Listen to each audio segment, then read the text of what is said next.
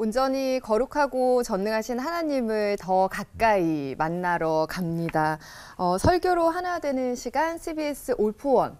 오늘은 휴가 간 장주희 아나운서 대신해서 저 이지민 아나운서와 하루 함께 하시겠습니다. 오늘 주제 예고해드린 대로 삼위일체예요. 어떻게 보면은 조금 어렵다 느껴질 수도 있는 주제인데 오늘 패널분들 또 방청객분들 어떤 마음으로 오셨을지 궁금한데요. 기대 여러 가지 질문들도 있을 수 있지만 그건 두 번째고 일단 너무 어려운 내용이어서 긴장돼요. 네.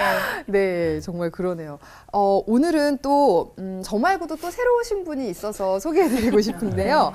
잠시 선교를 떠나신 조래훈 형제님 자리를 개그우먼 조승희 자매님이 와주셨습니다. 반갑습니다. 어떻게 각오 한 말씀 드려주세요. KBS 개그우먼 조승희고요. 그 레오니보다는 선배입니다. 근데 이제 조래훈, 조승희 하면 조래훈, 조승희 이렇게 어떻게 하면 잘 헷갈리잖아요. 네. 오늘 그래가지고 그 레온 씨의 자리를 꿰차겠다는 의지로 제가 열심히 해보겠습니다. 네. 네. 남다른 야심을 가지고 오늘 오셨네요. 네. 오늘 사실 이 주제의 핵심은 왜 하나님이 삼위일체로 오셨고 또 그것을 이해하고 받아들이는 것이 우리가 왜 중요한가가 될 것 같은데요. 오늘 이 어려운 문제를 쉽게 잘 이해할 수 있도록 도와주실 세 분의 목사님 나와 계십니다. 안녕하세요. 뵐수록 더 좋아집니다. 동순교회 서정호 목사님 모셨습니다. 네. 또 구약학 전문가이시자 부흥집회 강사이세요. 차준희 목사님. 오늘 또 저처럼 새로 오신 목사님이시네요. 반갑습니다. 네, 그리고 벌써 세 번째 만남입니다. 순복음 대구교회 이건호 목사님 반갑습니다. 네, 자 그러면 이제 기독교 교리의 핵심이라고도 볼 수 있는 삼위일체 하나님을 이제 본격적으로 만나볼까요? 세 분 목사님의 설교 박수로 청해 듣겠습니다.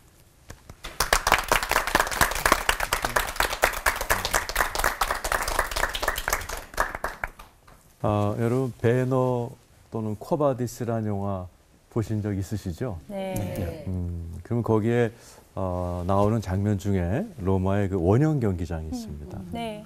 거기에서 우리 초대 기독교인들이 잔인하게 사자밥이 되고 또 검투사들에 의해서 순교하는 그런 장면들이 꼭 나오죠. 그런데 기독교 역사에서 언젠가부터 그러한 원형 경기장의 사륙 순교가 사라져 버렸습니다.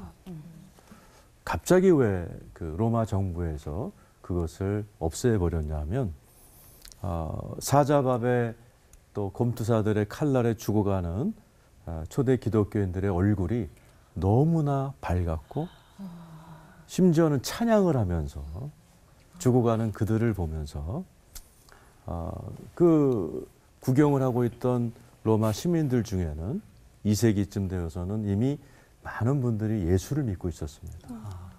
똑같은 예수를 믿는데 저들은 용감하게 카밍아웃해서 자기가 예수를 믿는다 그러고 순교를 하면서도 저렇게 환한 모습으로 죽어가는데 자기는 뒤에 숨어서 그 장면을 오락처럼 구경하는 것이 너무나 부끄러워서 언젠가부터 관중석에서 그 순교자들이 있는 곳으로 뛰어드는 일들이 일어났습니다. 많을 때는 평균 7, 8명이 동시에 뛰어드는. 그래서 로마 시민들이 그리스도인들이죠. 죽어가는 것을 막기 위해서 황제가 그것을 없애버립니다. 그리고 잠시 후에 로마가 기독교 국가로 되는 것을 우리가 보게 됩니다. 오늘 성경에는 똑같은 장면이 나와 있습니다. 스데판의 순교 장면이죠. 오늘 보면 사도행전 7장 54절 이하에 보면은 유대인들이 스데반의 간증을 듣고서는 이를 갈고 돌을 던지면서 덤벼듭니다. 그때 삼위일체 하나님께서 반응하십니다. 55절 한 절에 삼위일체 하나님이 답 액션을 취하십니다.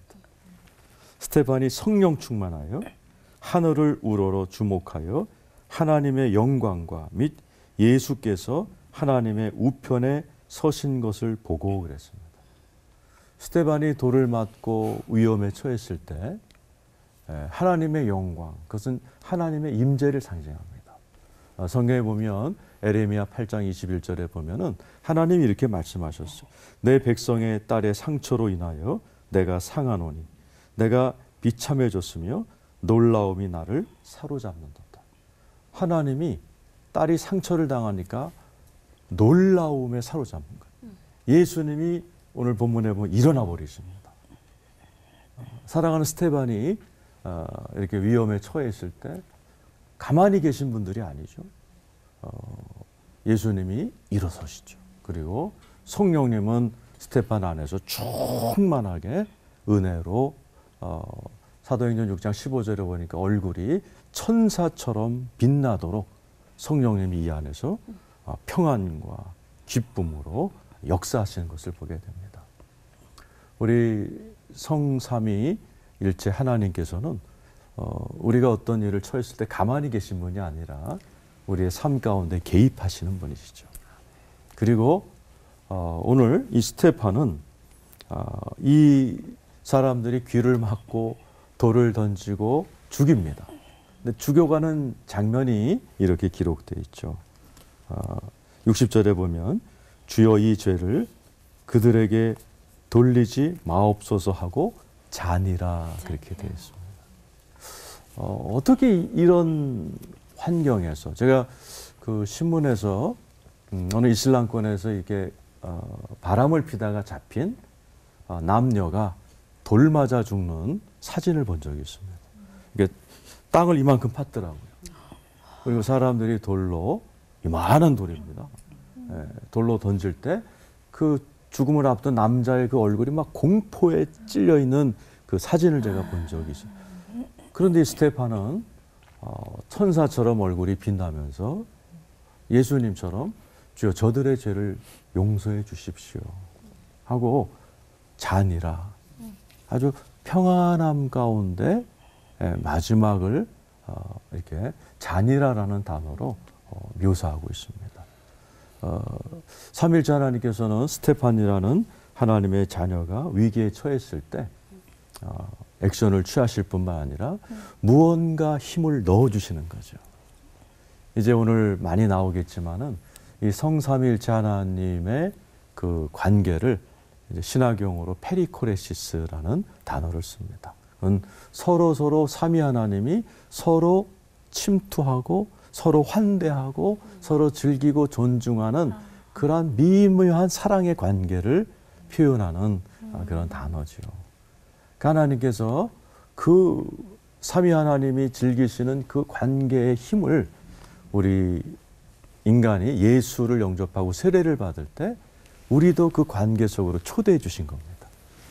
그래서 이 현장에서 스데반을 나몰라라 내려보내신 게 아니라 하나님은 그분의 사랑을 그 순간에 부어주시고 예수님은 생명을 부어주시고 성령님은 그 안에서 이걸 감당하면서 천사처럼 웃으면서 그들을 용서할 수 있는 어떤 힘, 그것을 부어주시는 분이 이 삼위일체 하나님이시죠. 그래서 우리가 신앙생활을 하면서 이런 살아계신 삼위일체 하나님, 그분의 돌봄, 그분이 우리를 감싸고 계시다는 것을 우리가 늘 인식하면서 살아가는 것이 굉장히 신앙생활에 도움이 됩니다. 특별히 우리가 신앙생활할 때 어려울 때 성삼위 하나님을 의지하는 것이 참 중요하죠. 우리가 아무리 어렵다 할지라도 우리를 감싸고 계신 하나님의 그 위대함과 사랑과 따스함과 위로를 넘어설 어려움은 없습니다. 성삼위일체 하나님께서 이 자리에 계신 여러분과 늘 함께 하신 여러분 되기를 축원합니다.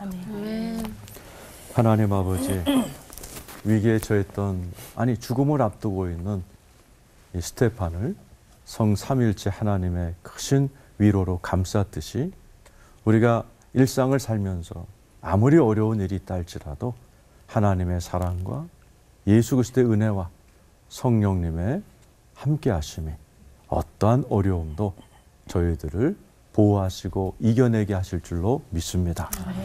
예수님의 이름으로 기도드립니다. 아멘.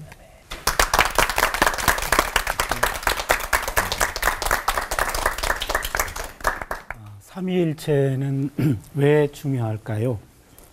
삼위일체는 기독교의 정체성과 독특성을 담고 있기 때문에 중요합니다.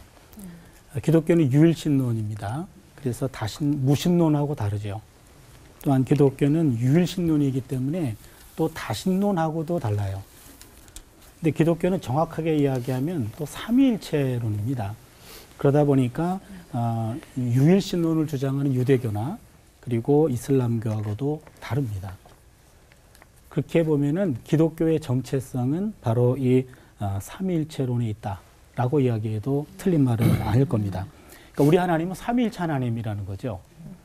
근데 삼위일체라는 말, 트리니티라는 용어인데 이 용어는 구약 성경에도 없고 신약 성경에도 없습니다.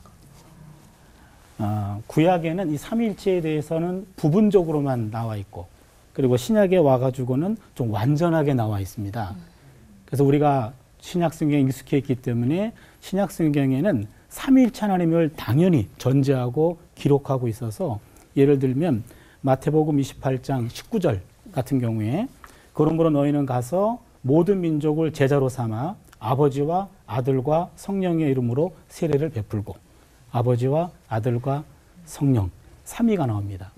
그래서 초대 우리 기독교인들은 하늘에 계신 아버지 하나님, 땅 위에 오신 구세주 예수님, 그리고 보혜사 성령 이 세 분의 하나님을 모시게 되었는데 구약 성경에 보면은 조금 다르거든요. 구약 성경은 하나님은 유일하신 분이라고 말해요. 신명기 6장 4절 유명한 말씀이죠. 이스라엘아 들으라. 우리 하나님 여호와는 오직 유일한 여호와시니. 하나님 한 분이라고 얘기하는 거예요. 아니 그러면은 하나님 세 분이요? 한 분이요? 이게 문제가 됩니다. 신약 성경에서는 하나님이 세 분이라고 그러고 구약 성경에서는 하나님은 한 분이라고 얘기해서 아버지와 아들과 성령을 우리가 어떻게 이해해야 되는가? 어떻게 셋이 이게 하나일 수 있는가? 하나님은 삼위로 존재하는데 또한 하나님은 본질적으로 일체라는 거예요. 이게 이해가 쉽지 않습니다. 그래서 초대 교부들이 삼위일체라고 하는 용어를 만들어서 구약에 있는 한 분 하나님, 신약에 나타난 세 분 하나님을 삼위일체라는 용어로 이해한 거죠. 그래서 삼위일체라는 말은 그리스도와 성령은 모두 하나님이다라는 겁니다. 그래서요, 하나님은 유일하신 하나님이에요. 이 두 가지를 어떻게 묶을 것인가? 이게 우리 과제입니다. 성부와 성자와 성령이 나님 속에서 연합해 있고 또한 분리되지 않는 하나이면서 동시에 구분되는 셋이에요. 어렵죠? 네. 우리 인간의 이성으로는 삼위일체가 이해가 안 됩니다. 네, 그래서 삼위일체를 이성적으로 이해한다라는 분은 아마 천재일 것 같아요. 네, 그래서 최근에는 삼위일체라는 용어를 이해하기 위해서 아까 우리 목사님 말씀해 주셨는데 헬라어지요. 페리코레시스라는 용어를 신학자들이 끌어오기 시작했습니다. 페리코레시스라는 말은 상호 내주와 상호 침투가 동시에 일어납니다. 상호 내주, 상호 침투. 어떤 차이가 있냐면 상호 내주한다는 말은 연합한다는 말이고 상호 침투라는 말은 혼합되지 않는다는 거예요. 아주 묘합니다. 그렇죠? 상호 내주하지만 침투하기 때문에 혼합되진 않아요. 우리말로 하면은 나란히 그리고 더불어. 나란히 그리고 더불어. 순 우리말입니다. 그래서 성부와 성자와 성령이 서로가 서로 안에 침투에 들어가 있다라는 말이죠. 성부가 성자 안에, 그다음에 성부가 성자 안에, 성령이 성부와 성자 안에, 그리고 성부와 성자가 성령 안에, 서로가 서로 안에 막 이렇게 내재 있는 겁니다. 그래서 인격적으로 친밀하게 내주하고 완전하게 침투하고 있다. 이거를 삼위일체론적 페리코레시스다. 이렇게 얘기를 합니다. 그러면 조금 좀 이해가 좀 될 것 같긴 하지만 요한복음에 보면은 14장 11절에 내가 아버지 안에 거하고 아버지께서 내 안에 계심을 믿으라. 라고 이야기합니다. 상호 안에 있는 거죠. 구분되지만 분리되지 않고 연합되지만 혼합되지 않는 거. 어찌 보면 상당히 말장난인 것 같은데 그러나 삼위일체만의 본질이라고 얘기할 수 있습니다. 그러면 어렴풋이 이해는 되는 것 같은데 이걸 어떻게 이해할까? 최근에 어떤 책을 제가 봤는데 음악에 있는 화음을 끌어들이면 이걸 조금 이해할 수 있을 것 같아요. 음악의 화음. 예를 들어서 도를 치면 정확하게 도 음이 들리죠. 그런데 도와 미와 솔을 한꺼번에 친다고 생각해 보세요. 도, 미, 솔 한꺼번에 칩니다. 그러면은 혼합돼 가지고 파로 들리지 않죠. 네, 그렇죠. 파로 들리는 사람 이상한 사람이죠. 네? 이 세 음은 화음을 이룹니다. 그렇죠. 그래서 구분되지만 분리되지 않아요. 연합되지만 혼합되지 않습니다. 맞아요. 이겁니다. 그러니까 화음을 이루는 각 음들은 상호 베타적으로 분리되지 않고 상호 융합적으로 혼합되지도 않아요. 그래서 화음으로 만들어진 요 요런 현상이 우리 청각을 통해서 맞아요. 이 페리코레시스를 근접하게 설명할 수 있는 가장 좋은 예가 아닌가. 그렇다면 이 삼위일체는 우리에게 어떤 의미를 갖고 있을까? 인간에게는 이런 신적 페리코레시스, 그러니까 삼위일체적 페리코레시스죠. 여러분, 페리코레시스 아주 어려운 용어인데요. 상호 내주하고 상호 침투한다 이 말입니다. 즉 완전 평등한 사귐과 교제를, 완전히 평등한 사귐과 교제를 이 땅에서 실현하도록 부름받았다. 왜냐하면 우리는 하나님의 형상대로 지원받았죠. 그렇죠? 근데 하나님의 형상이란 말은 삼위일체 형상입니다. 그렇다면 인간은 삼위일체 하나님을 따라서 서로 나란히 그리고 더불어 상호 내주하고 상호 침투적인 사랑을 실현하면서 살아가는 존재가 바로 우리가 아닌가. 사랑으로 상호 내주하고 상호 침투하며 나란히 그리고 더불어 사는 공동체, 여기에는 배타적인 요소가 들어갈 수 없습니다. 여기에는 위계적인 지배가 없습니다. 여기에는 특권에 의한 종속이 존재할 수 없습니다. 오직 사랑에서 나온 평등한 사귐 그리고 자유로운 교제, 이것만이 존재하는 거죠. 그래서 구성원 모두가 기쁨도 나누고 슬픔도 나누고 희망도 나누고 절망도 나누고 삶이 아니라 죽음도 함께 느끼고 함께 나누는 것, 이게 바로 삼위일체 페리코레시스적 존재가 저는 의미라고 할 수 있습니다. 따라서 삼위일체 하나님, 그것은 우리로 하여금 하나님의 이름으로 상호 내주하고 상호 침투적인 포용과 사랑을 함께 베풀면서 나란히 그리고 더불어 사는 공동체를 만들어라. 하나님도 삼위로 존재한다. 상호 내주하고 상호 침투하면서 서로 사귀면서 서로 공동체적 삶을 살아가고 있다. 고로 함께 살되 서로 나란히 그리고 더불어 살아가는 공동체를 만들라. 이것이 삼위일체가 우리에게 주는 또 하나의 메시지라고 볼 수 있겠습니다. 기도하죠. 하나님, 우리 하나님이 삼위일체 하나님으로 존재함을 이 시간 깨닫게 해주시니 감사드립니다. 아멘. 우리는 하나님의 형상대로 지음받았습니다. 우리는 삼위일체 하나님의 형상대로 지음받았습니다. 주님. 삼위일체 하나님이 성부와 성자와 성령이 상호 내주하고 상호 침투하며 주님. 서로 귀중한 사귐을 나누듯이 우리가 이 땅에 사는 동안에 우리 공동체 내에 내 삶 안에 어떤 배타적인 요소도 어떤 위계적인 지배도 어떤 특권에 의한 종속도 없는 이러한 하나님의 모습을 닮아가는 우리 모두가 되게 하여 주시옵소서. 아멘. 예수님의 이름으로 기도드립니다. 아멘.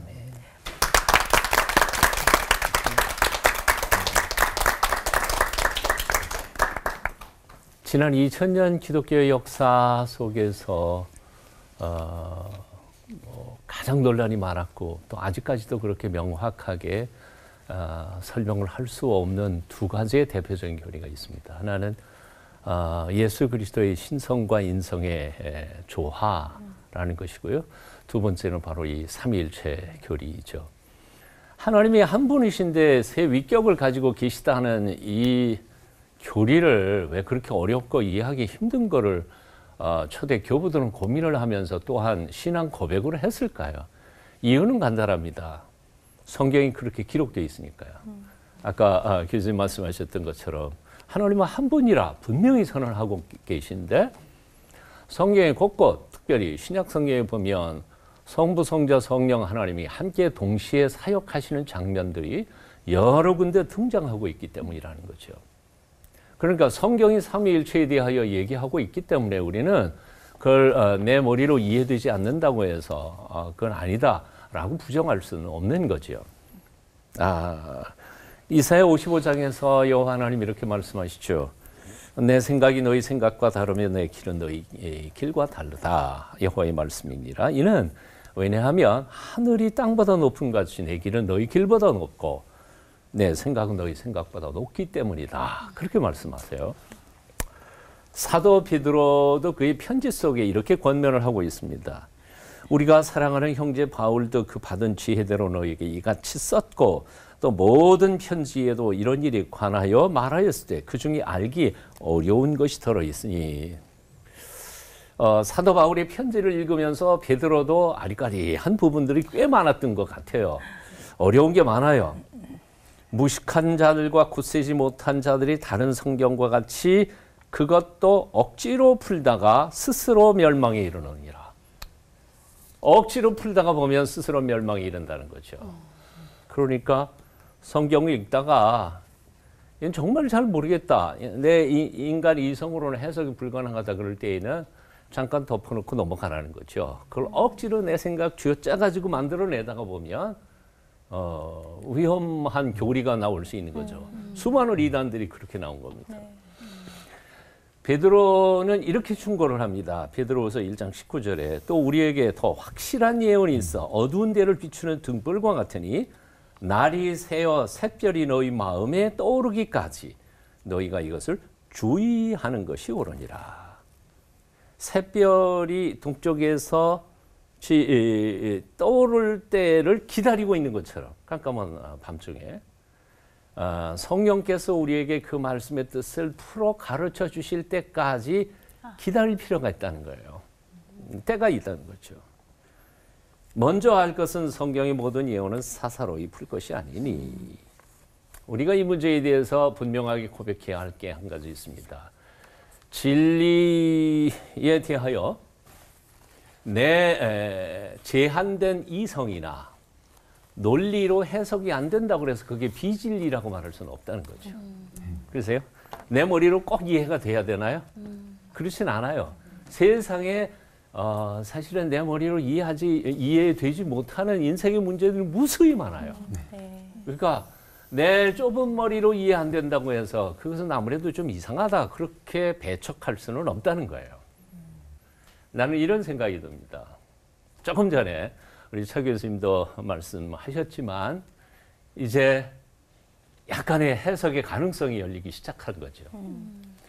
인간의 지성이 발달되고 논리가 지금보다 훨씬 더 지적인 능력이 발달된다고 한다면 성령의 인치심을 통해서 삼위일체의 교리도 충분히 인간의 논리로도 설명할 수 있는 날이 속히 올 것이라고 저는 믿습니다. 삼위일체의 교리를 통하여 우리에게 주시는 하나님의 메시지를 뭘까? 아까 다 말씀하셨어요. 근데 이것을 신학자 몰트만은 이렇게 표현했습니다. 그게 바로 하나님의 존재 양식이라는 거죠. 그 존재 양식의 핵심에 들어가는 게 뭐냐 하면 바로 코이노니아라는 겁니다. 성부, 성자, 성령 하나님이 세 위격이신데도 한 분으로서 매 순간 끊임없이 교제하면서 존재하는 형태가 바로 이 하나님의 존재 양식이 코이노니아가 바로 이 삼위일체의 모습이라는 거죠. 아까 예를 들으셨습니다만 예수님께서 이렇게 말씀하셨죠. 하나님이 아버지가 내 안에 내가 아버지 안에. 예수님께서 십자가를 지시기 바로 몇 시간 전에 마지막 기도한 대표적인 기도가 하나 있죠. 요한복음 17장에 나오는 대제사장 기도입니다. 그 기도의 주제는 딱 하나죠. 하나 되게 하소서. 아버지가 내 안에 내가 아버지 안에. 저들이 우리 안에 우리가 저들 안에 하나가 되게 하옵소서. 사실은 하나님께서 꿈꾸는 세상이 바로 이런 것이 아닐까 하는 생각해봐요. 사실 나하고 너하고 칼같이 구분되는 이 속에 경쟁이 생기고 또 싸움이 생기고 분열이 다가오지만 에덴 동산에서는 아담과 하와가 둘이었을까요? 하나로 살았을 거예요. 하나님 안에 아담과 하와, 아담과 하와 안에 하나님이 함께 거하시는 에덴 동산의 코이노의 아름다운 존재 양식이 우리 속에 온전히 이루어지는 것이 하나님의 꿈이 아닐까 그런 생각해 봅니다. 오늘도 삼위 하나님이 우리 안에 계셔서 또 우리도 그분 안에 계시면서 우리 모두가 다 하나의 공동체를 이루어가는 하나님의 사람들이 됐으면 좋겠다 생각해 봅니다. 기도하겠습니다. 성부, 성자, 성령께서 끊임없는 사랑의 교제를 통하여 한 분 하나님으로 존재하시는 것처럼 우리 또한 그렇게 한 몸으로 주께서 우리 안에 우리가 주님 안에 우리 모두가 다 한 몸으로 살아가도록 우리를 붙잡아 주시옵소서. 아멘. 예수님의 이름으로 기도하옵나이다. 아멘.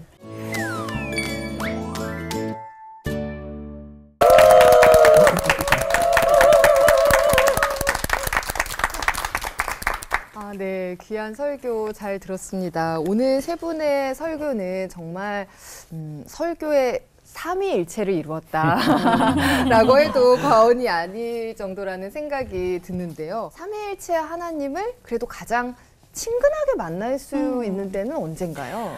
아무래도 예배 시간이겠죠. 네. 저희가 예배 시작할 때 예배 시작에 사도신경을 저희들이 외우고 시작을 하잖아요.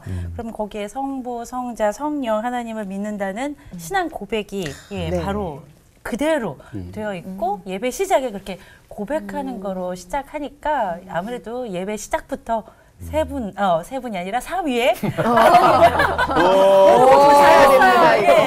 삼위 하나님을 만나게 되는 것 같아요. 그렇죠. 예. 그 예배 시작을 말씀해 주셨지만 저 같은 경우에는 예배 끝에 이게 축도하실 때 항상 목사님들이 성부와 성자와 성령의 이름을 하시잖아요. 네. 목사님들은 꼭 이렇게 하시는지 모르겠어요. 네. 그 뭐 축도하실 때도 좀 이렇게 하시고 또 뭐 세례 받을 때 같은 경우에도 목사님들이 이렇게 만져주시면서 성부와 성자 이렇게 해주시잖아요. 네. 근데 그럴 때 우리가 또 이렇게 친근하게 접해보지 않았나 네네. 이런 생각을 합니다. 네, 제가 그래서 첫 번째 질문을 던지겠습니다. 예. 이런 질문을 주셨는데요. 아마 충분히 앞에 그 내용이 나오긴 했지만 좀 더 쉽게 듣고 싶어서 성부 하나님, 성자 하나님, 성령 하나님은 그런데 좀 각각 다르게 역사하신다라는 나타나시고 역사하신다라는 말씀인데 그러면 그 우리 그 속성을 좀 더 이렇게 한 번 더 정리해 주시고 어떻게 그 역사하시는지 예, 각각 어떻게 역사하시는지 예, 좀 듣고 싶습니다. 교수님부터 하시죠. 저요? 네. 처음 답변하는 게 가장 쉬울 것 같아요. 아까 우리 조승희 자매님 축도할 때 네. 그때 많이 들으셨다 그랬잖아요. 그렇죠. 그 축도가 고린도후서 13장 13절에 나와 있거든요. 예수 그리스도의 은혜와 하나님의 사랑과 성령의 교통. 요것을 우리가 축도로 지금 사용하고 있거든요. 원래는 그거는 이제 사도 바울이 편지인데 사실은 편지의 마지막 인사고 구약에 보면은 이제 민수기 6장에 나와 있는 아론의 축복이 있거든요. 원래 그것이 오리지널 축도다. 저는 이제 구약 교수님. 그렇게 많이 강조하는데요. 거기 고린도후서 13장 13절에 핵심이 다 들어가 있는 것 같아요. 예수의 은혜, 카리스. 네, 그다음에 하나님의 사랑, 아가페. 그다음에 성령의 소통, 교통, 소통, 코이노니아. 그 세 가지죠. 그래서 예수님의 은혜가 맨 처음 나온 것은 아무래도 인간들을 구원하는 데 있어서 예수님이 직접적으로 개입하셨기 때문에 예수님의 은혜가 맨 먼저 언급이 되고 예수님 하면은 십자가를 지신 은혜가 기억나고 그다음에 하나님의 사랑. 자신의 아들 예수를 십자가에 내어놓는. 그래서 어떤 신학자는 십자가에 달리신 하나님. 십자가에 달리신 건 예수만이 아니라 그의 아버지 하나님도 십자가에 달리셨다. 그러니까 우리를 향한 웬만한 사랑이 아니고서는 불가능하겠죠. 그리고 성령의 코이노니아. 아까 서 목사님 잘 설명해 주셨는데 코이노니아를 다른 말로 하면은 사귐, 교제 이런 거고 커뮤니케이션, 소통. 모든 벽을 다 허물어 버리는 거죠. 그렇게 해서 은혜와 사랑과 소통, 교제, 사귐 요 세 가지가 삼위 하나님의 각각의 기능이 아닐까 그렇게 좀 생각해 봅니다. 우리가 받아들일 때에 이제 신앙인의 입장에서 생각할 때 제일 세 분 아니고 세 인격에 하나님 중에서 제일 가깝게 다가오시는 분이 누구예요? 예수님이시죠. 네. 아무래도 나타나신 하나님이시죠. 네. 뭐 얼굴 정확한 건 아니지만 그래도 예수님 그러면 그분의 행적, 그분의 말씀 이런 것들을 우리에게 가까이 다가오니까 1차적으로 우리가 하나님께 나아갈 수 있는 첫 번째 통로는 아마 예수님이신 것 같아요. 근데 그 예수님의 말씀을 깊이 묵상하면서 은혜 받으면서 깊이 들어가다가 보면 어느 날 갑자기 하나님 앞 기도할 때 아버지 하고 부를 수 있는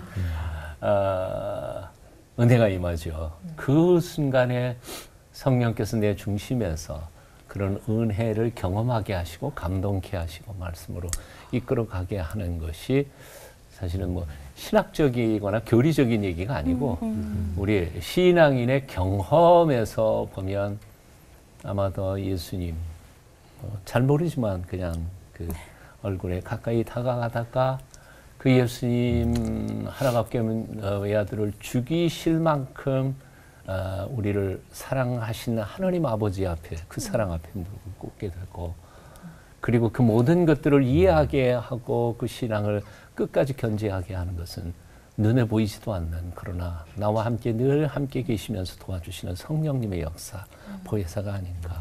제 역할은 그렇게 이해를 한번 해보는 거 어떨까. 네. 아 진짜 조금, 네. 조금 더 보탠다면 삼위일체가 나왔으니까요. 우리가 기도할 때 기도는 하나님한테 하는 거잖아요. 근데 어떤 분들이 가끔 예수님 이렇게 기도하는 분들이 있어요. 그럼 하나님이 그 기도 들으셨다면 옆에 있는 예수한테 야, 너한테 기도한다. 네가 알아서 해라. 아마 세 분 위격이 싸우지 않을까. 그래서 삼위일체의 역할을 정확히 구분한다면 기도를 들으시는 분은 하나님. 하나님에게 예수 안에서 성령의 도움으로. 그러니까 요 세 정말 위격을 헷갈리는 정확하게 구분해줘야 될 것 부분이었는데, 같아요. 어떤 분은 주님이라고 기도하고 맨 마지막에 주님의 이름으로 기도합니다 그러잖아요. 맨 앞에 주님은 하나님이고 맨 아래 주님은 예수님인데 그렇게 헷갈리게 하지 마시고 하나님 아버지 그다음에 예수님 이름으로 기도합니다. 이런 삼위를 좀 구분해 주는 것이 필요할 것 같아요. 왠지 선생님이라고 부르고 시원해요. 네. 예, 막 속이 진짜 너무 시원한데요. 근데 저는 좀 여기서 원초적인 질문인데 그러면은 이런 뭐 구약의 하나님과 좀 신약의 하나님은 좀 다르게 일하셨는지. 근데 저희들이 흔하게 이제 구약 시대를 보면 유일하신 하나님만 이제 바라보는 그 성부 하나님의 시대로 저희들이 이제 보고 듣고 이렇게 오늘 설교 말씀에도 얘기를 하셨는데 근데 천지창조에 대한 이야기를 또 보면은 분명히 성경이 성령의 감동으로 쓰여졌다고도 기록이 되어 있어요. 근데 역시 그래도 성부, 성자, 성령 함께 이렇게 일하신 게 맞는 거죠? 네, 예. 목사님부터. 예. 저는 신약학 전공을 했거든요. 신약학에는 삼위일체 하나님이 그대로 나와요. 네. 구약학 교수님이 구약의 하나님을 소개를 조금 해주셔야 될 것 같아요. 문제가 심각해서요. 먼저 우리 성교학 전공하신 선교의 현장에서 전공이 다 나오네요, 네, 정말. 전공이 다 나오세요. 네. 창조에서도 하나님이 천지를 창조하셨다 다 알죠. 그리고 하나님의 신이 운행하셨고 그 D.A. 칼슨이라는 신학 교수가 예수님이 창조에 관여하셨는가 이렇게 물어보셨어요. 그래서 요한복음 5장 19절에 이렇게 얘기합니다. 아버지께서 행하시는 그것을 아들도 그와 같이 행하십니다. 하나님이 하시는 모든 것은 예수님도 거기에 동참하셨기 때문에 하나님도 우주 창조 거기에 동참하셨고 예수님도 하셨다라고 얘기했고요. 창세기 1장 26절에 보면 다른 것들은 다 하나님이 창조하셨는데 인간을 창조할 때는 우리의 형상을 따라 우리의 형상대로 우리가 사람을 창조하여 다스리게 하죠. 우리가라는 말이 나오죠. 그래서 삼위일체가 인간 창조에도 이렇게 동참한 그런 모습들이 성경에 기록되어 있습니다. 요한복음 1장 1절 이하에도 사실은 예수 그리스도, 말씀이신 예수 그리스도께서 천지 창조에 동역했다는 말씀이 나오죠. 태초에 말씀이 계시니라, 말씀이 하나님과 함께 계셨으니 그 말씀은 곧 하나님이시니라. 그리고 그 나가면서 말씀을 통해서 천지 우주 만물이 지어진 거죠. 그가 없이는 이 세상에 존재하는 것 중에 그가 없이 존재하는 건 아무것도 없었다고 요한복음 1장 1절 이하에 쭉 돼 있으니까 태초에 말씀으로 존재하신 예수 그리스도, 성령님, 또 성자, 성부 하나님 창조의 역사에 같이 동참했다고 보아야 정확하다는 생각이 드네요. 예. 대박의 구약 전문가. 구약 사실 전문가. 말씀이 있어요. 이제 신약의 입장에서 이제 이렇게 얘기할 수 있고 선교 신학적 입장에서 이렇게 말씀하실 수 있는데 제가 이 답변을 좀 이렇게 두 분한테 미룬 거는 구약 성경 안에 성령의 역사는 분명히 나타나요. 창세기 1장 2절에 하나님의 영이 수면 위에 운행했더라. 그건 창조의 영이거든요. 그러니까 창조 사역에 하나님의 성령이 강하게 역사하십니다. 근데 문제는 그리스도가 어디 있냐 이거죠. 예수가 어디 있냐. 구약 성경 어디에도 예수라는 그런 그리스도라는 표현은 안 나오거든요. 그러니까 지금 전제가 돼 있는 거죠. 네. 전제가 돼 있으되 그분의 이름을 정확하게 예수 그리스도라고 역사적으로 드러난 거는 신약 성경이고 구약에서는 아까 창세기 1장 3절에 말씀 이야기하셨죠. 1장 2절에 성령 나오죠. 1장 1절에 하나님 나오죠. 그러니까 삼위의 하나님이 공동 작품이라는 것은 해석이죠. 그렇지만 명시적으로는 아직 예수는 언급되지는 않았다. 그래서 구약에서 예수는 숨어 계신 분이고 그리고 예언자들의 예언의 주제로 나타납니다. 메시아 예언으로. 그래서 그 메시아 예언이 역사로 성취가 된 것이 바로 예수께서 오신 거고. 그래서 제가 정리한다면 구약에서의 예수님은 숨어 계신 하나님. 그리고 신약에서 우리 모습으로 드러나신 거죠. 특별히 영에 대해서 조금 언급하고 싶으면 구약에서 영은 창조의 영으로 임했고 그 다음에 영이 인간에게 임했을 때 개인에게만 임했어요. 그거 아세요? 예. 집단에게 임하지 않았습니다. 특별한 사람에게만 임했어요. 맞아. 예, 요셉에게 영이 임했고 모세에게 임했고 여호수아에게 임했고 사사들, 온니엘, 기드온, 삼손, 사사들, 사울왕, 다윗왕 특정한 사람들에게만 임했지 모두에게 임한 영은 없습니다. 그거는 민수기 11장 29절에 모세가 하도 하나님의 영이 본인에게만 임했기 때문에 다 물어오는 거예요, 자기한테. 그래서 야, 나 너무 힘드니까 너네들이 다 영 받았으면 좋겠다. 직접 하나님하고 통하라고. 그게 모세의 소원이었고 요엘서 2장 28절에 보니까 요엘이 예언할 때 모든 만민에게 하나님의 영이 임할 것이다. 그것이 예언이었는데 사도행전 2장에 실현되죠. 그래서 오늘 우리에게 영이 다 임하잖아요. 구약으로 보면은 엄청난 축복이에요. 특별한 사람이 임하는 거였지 우리 같은 사람들에게는 임할 수 없습니다. 그래서 구약의 영은 그렇게 특별한 사람의 영, 제한된 영이었다가 오늘날에 와가지고는 민주화되었고 모두에게 영이 됐다. 하나님과 직접 소통할 수 있다. 그게 좀 구약과 신약의 조금 차이라고 얘기할 수 있겠죠.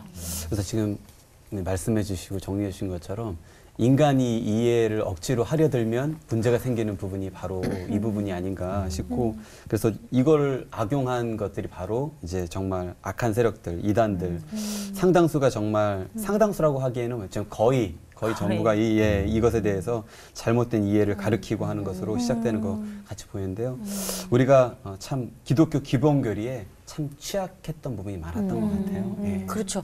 그러니까 그런 측면에서 이제 제가 질문을 좀 드리자면 우리가 적을 알아야 또 이길 수 있지 않겠습니까? 이겨야죠. 이 이단들이 이 삼위일체를 가지고 어떻게 우리한테 접근을 하고 또 우리가 그걸 어떻게 또 분별을 해야 되는지에 대해서 좀 궁금함이 있습니다. 구체적으로 네. 설명을 예. 어떻게 공격하나요, 그들이? 궁금합니다. 알아야 돼요. 네. 네. 이단 전공이 아니라 이단 전공자들 모셔다가 들어야 되겠네요. 사실 청년 시절에 모 이단에 넘어갔던 내 친구가 고등학교 때 그 친구가 아주 한 2, 3년 동안 저쪽에서 훈련을 받고는 우리 교회, 내가 다니던 교회 몰래 잠입해가지고 학생회 한 100 몇 명 정도를 홀려서 끌고 간 적이 있었어요. 그래서 그때 그 이단을 공부한답시고 뭐 들여다보고 뭐 그랬었었는데 제 경험으로 보면 말을 섞지 않는 게 제일 지혜로운 것 같아요. 왜냐하면 물론 연구에서 우리가 훨씬 더 정통성이 있고 옳기 때문에 공부하면 얼마든지 대적하고 싸울 수는 있어요. 그리고 우리가 성경을 제대로 이렇게 교수님처럼 구약과 신약에서 제대로 성경을 공부하다가 보면 그 사람들이 주장하는 내용들이 얼마나 말이 안 되는 것인지는 그냥 바로 깨닫거든요. 근데 성경을 전혀 모르는 상태에서 저쪽에서 성경 몇 구절 암송해가지고 그 끄집어 가지고 와서 우리에게 넘기니까 그래서 홀딱 넘어가는 경우지. 저들은 이미 자기들의 결론을 가지고 우리에게 다가오기 때문에 평신도들 입장에서는 가능하면 뭐 적을 알 필요 없어요. 성경만 제대로 공부하고 배우면 뭐 그런 거 있잖아요. 위조 지폐 그 분별하는 사람들이 실력을 낮게 하는 이유가 뭐예요? 예? 위조 지폐만 자꾸 보는 거 아니에요. 예. 원래 제대로 된 지폐를 자꾸 보다가 보면 위패는 그냥 다 걸린다고 그러잖아요. 감각을 익히는 게 중요하죠. 저는 감각이라는 용어를 사용하셨는데 그게 중요한 것 같아요. 이론적으로는 잘 몰라도 그냥 이렇게 느낌이 있잖아요. 느낌이 조금 이상하다. 그거. 네, 그게 온다면은 그냥 이렇게 금을 걷는 이런 것이지 뭘 물어보고 토론하고 이런 것들은 이상하다 싶으면 좀 금을 걷는 몸이 알기 때문에 금을 걷는 것이 필요하지 않을까. 그 이단이란 말이 이제 한문으로 쓰면 달을 이자에다 끝단자거든요. 그러니까 다 똑같이 나가다 끝에 달라지는 거예요. 그러니까 이단도 다 성경 갖고 공격합니다. 뱀이 아담과 하와를 꼬실 때도 하나님의 말씀을 약간 비틀어서 했던 것처럼 오늘날에도 이단들은 말씀을 가지고 장난을 치죠. 그래서 성경을 제대로 아는 것이 굉장히 중요하고 모든 이단들은 삼위일체를 가지고 장난을 칩니다. 그래서 여호와의 증인 예를 들어서 삼위일체를 완전 부정하거든요. 그러니까 예수님은 그건 피조물이지 하나님이 아니다 이렇게 얘기하고 많은 성도님들이 이단에 빠지기 때문에 이런 방송을 통해서 올바른 교리와 성경을 공부하는 게 참 중요하다고 봅니다. 오늘 이렇게 제대로 정말 삼위일체 하나님을 만나봤는데요. 오늘 이후 우리들의 실생활에는 좀 어떻게 적용하면 좋을지, 우리들의 삶이 어떻게 좀 변화되면 좋을지 좀 여쭤보고 싶어요. 이번에는 어떤 목사님부터? 아까 삼일체 아까 얘기할 때 그 페리코레시스란 용어를 사용했잖아요. 우리 목사님도 사용하셨고 저도 그렇고 그다음에 코이노니아 얘기하셨는데 우리가 믿는 하나님은 홀로 존재하지 않고 삼위로 존재하시는 분이잖아요. 공동체적으로 존재한다는 거죠. 그러니까 우리 하나님은 우리가 스스로 계신 분 이렇게 이해하고 있는데 정확하게 말하면은 삼위로 존재하시는 분이거든요. 그러니까 공동체적 존재라는 거죠. 그러니까 하나님의 존재도 공동체적이다 하면은 우리의 삶도 공동체적 삶을 살아야 된다. 그래서 우리는 어떤 인간도 자존자는 없다. 다 의존자라는 얘기죠. 네, 누군가에게 의존하고 있다. 그래서 혼자 사는 것은 우리가 믿는 하나님 앞에서 제대로 된 삶이 아니고 함께 우리는 의존하며 공동체로 함께 살아간다. 그래서 함께가 없는 신앙도 문제고 함께가 없는 성격도 문제고 그렇죠. 그래서 항상 공동체적으로 원만한 어떤 삶을 살아가는 것이 온전한 신앙이 아닐까. 아유, 진짜. 네, 우리는 너무 의존자라는 얘기죠. 찔려요. 너무 찔려요. 혼자 있는 걸 너무 좋아했던 것 같아요, 그동안. 그동안 이제 제 청년 시절에는 이제 부흥에 가면 부흥 강사님들이 성령 받으라 그러잖아요. 그래서 내 친구는 야 성령을 마치 무슨 물질이나 뭐 야구공처럼 생각하는 경우가 있는데 굉장히 성령 충만이라는 그 충만이라는 단어 자체가 번역 자체가 우리에게는 많은 오해를 받게 했던 것 같아요. 성령이 요만큼 있고 뭐 이렇게 크고 그런 건 아닌데 성령님이 삼위의 하나님 중에 한 분이신 것을 우리가 기억하며 그분도 인격과 감정과 생각을 가지시고 지금도 당신의 의지를 가지고 우리에게 다가오셔서 우리를 도우시는 하나님이신 것을 우리가 잊어버렸으면 안 되겠다는 거죠. 그분을 마치 무슨 뭐 물 확 채우는 거나 뭐 불 확 받는 거나 이런 걸로 오해해서는 안 되겠다는 생각이 들고요. 성령께서 하시는 일이 바로 감동시켜 주시고 교제케 하시는 교통이라는 말이 사실은 교제케 하시는 것인데 성령님에 대해서 올바른 이해를 가지고 그분과 함께 더불어 신앙생활을 하면 좀 좋겠다 그런 생각을 해봅니다. 그 일상생활에서 삼위일체와 그 유익을 누리도록 목회자들이 이제 예배 끝날 때 축도하는 게 그 예수 그리스도의 은혜와 하나님의 사랑과 성령님의 교통하심이 함께하기를 축원합니다. 일주일 동안 그렇게 살다 오라는 얘기거든요. 많은 분들이 축도할 때 그냥 가방 싸서 나가버리거든요. 그리고 그렇게도 안 살아요. 그래서 축도할 때 나가서 그렇게 못 사나 봐요. 그래서 그 다윗이 시편 131편에 보면은 이런 얘기를 합니다. 내가 큰 일, 많은 일을 하려 하지 않고 마치 젖된 아이가 엄마 품에 있듯이 하나님을 바라봅니다. 그 군인이잖아요. 왕이잖아요. 정치 얼마나 바쁜데 그 삼위일체 하나님 안에 하나님의 품 안에 폭 잠겨서 오히려 다윗 왕이 가장 큰 영토를 다스렸죠. 하나님으로부터 오는 그런 지혜, 나를 감싸고 있는 어떤 위로 이런 것으로부터 공급을 받아서 정치도 하고 싸움도 하고 일상을 살아가면서 하나님과 동행하는 그런 모습으로 또 예수님이 내 안에 계시기 때문에 그 마틴 루터가 이렇게 얘기했죠. 능력 있는 삶을 살려면 매일매일 세례받았던 순간으로 돌아가. 내가 예수와 함께 연합되어 죽고 예수와 함께 연합되어 부활한 새 생명을 매 순간 바라보면서 또 성령님과 커뮤니케이션, 교통이 커뮤니케이션, 네네. 코이노니아. 성령님과 늘 교통하면서 살다 오세요.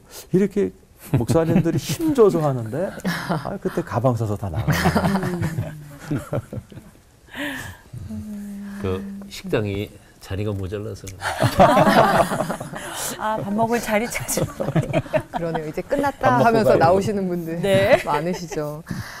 오늘 정말 우리들 안에 삼위일체를 이루는 것은 어떤 것이어야 할까 생각해보는 시간이었던 것 같고요. 또 나 자신뿐만 아니라 내가 속한 공동체에서도 어떤 것이 되어야 할까 좀 돌아보는 시간이 아니었나 싶습니다. 오늘 정말 귀한 말씀 들려주신 세 분 목사님 박수로 보내드릴까요? 목사님. 감사합니다.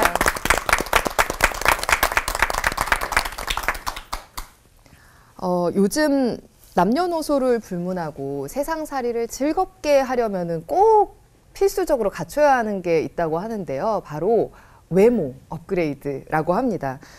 CBS 올포원 다음 시간에는요, 취업이나 결혼 문제로 이 외모 때문에 고민이 많으신 분들, 또 그런 자녀를 가지신 분들을 위해서 특별한 시간 준비했으니까요. 꼭 올포원과 함께 해주시기 바랍니다. 오늘 끝인사는 오늘 배운 대로 삼위일체 하나님과 하나 되는 시간으로 외쳐볼까요? 네, 알겠습니다. 정부와 성자와 성령의 이름으로. 네. 장난이고요. 삼위일체 하나님과 하나 되는 시간. 올포원!